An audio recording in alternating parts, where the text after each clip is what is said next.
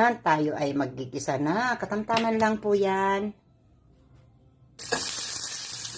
Ingredients. Flour. This.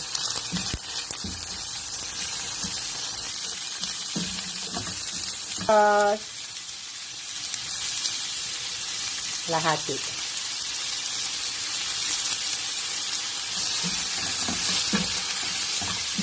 Pepper. This.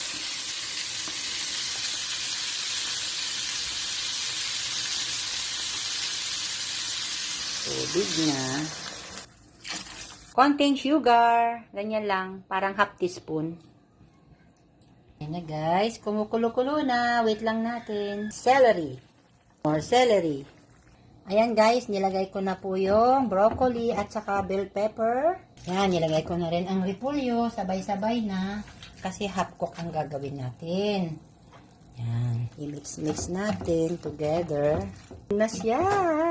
Ang ganda po. Atin si petrosilya at saka ay yung ano,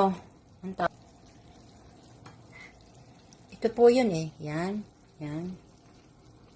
Itlog. Oh, diba? Pakuluin na lang natin. Lagay na natin ng cornstarch para napalapot-lapot. 1/4 na nor tube. At saka kunting asukal po. Cornstarch.